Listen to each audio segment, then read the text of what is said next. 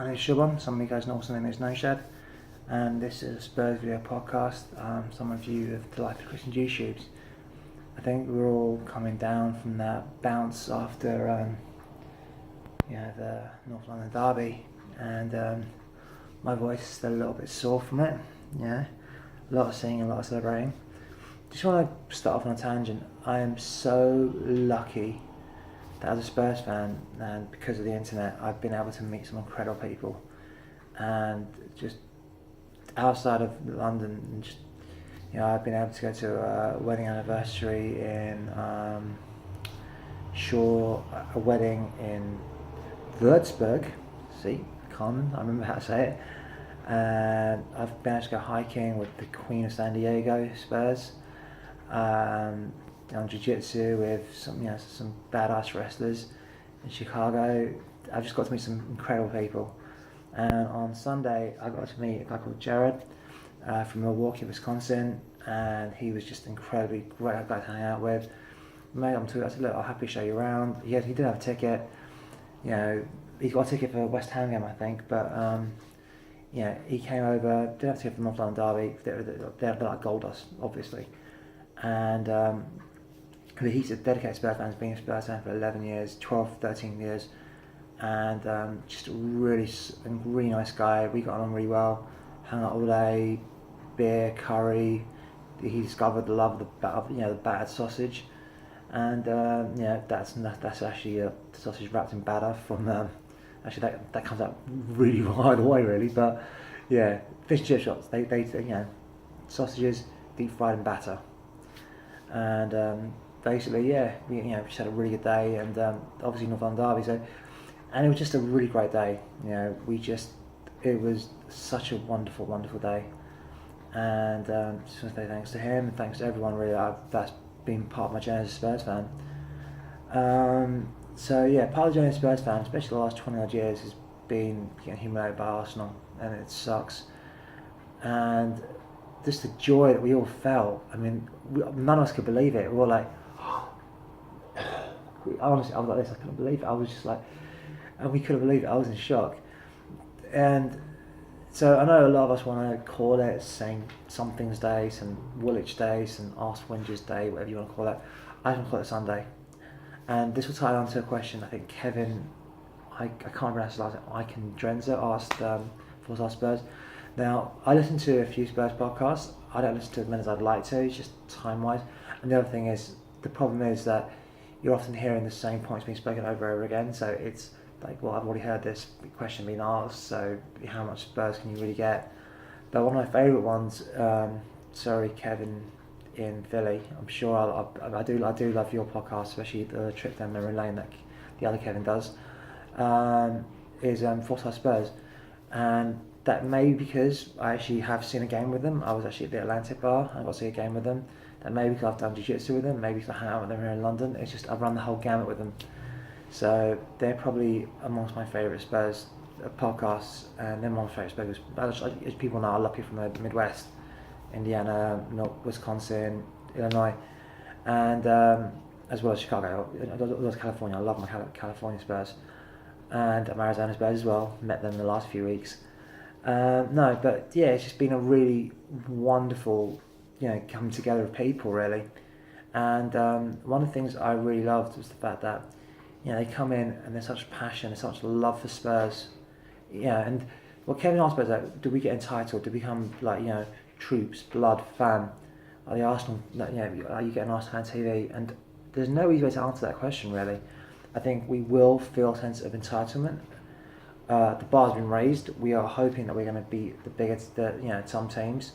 So whether that be like your promoted teams like Newcastle and Brighton, whether that is your,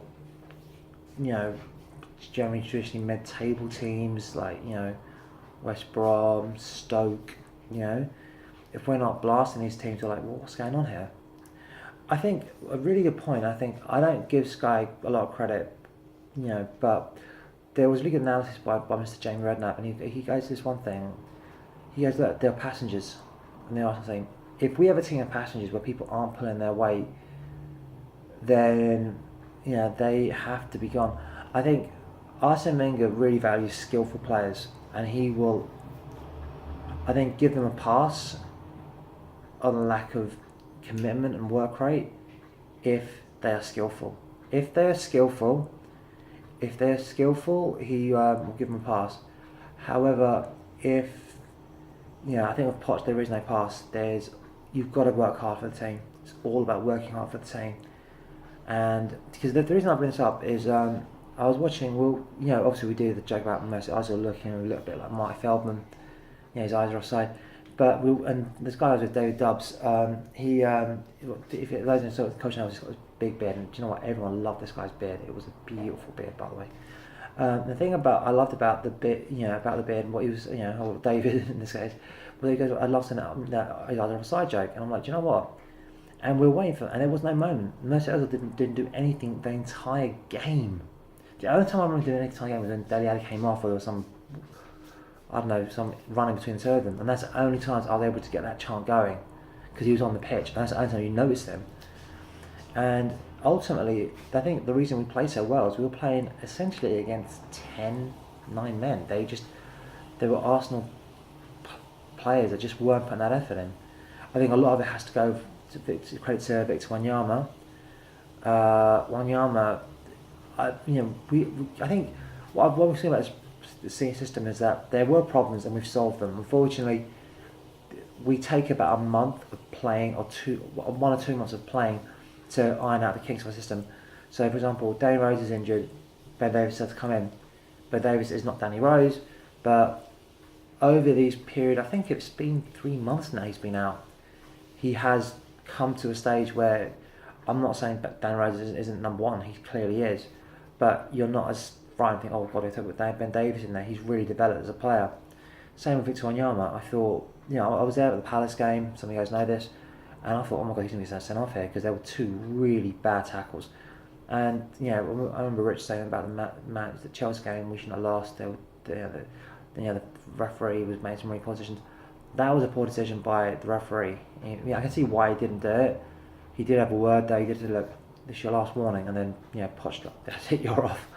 But and I think maybe having that half-time pull off, maybe him eating some spaghetti or something. I don't know what it was.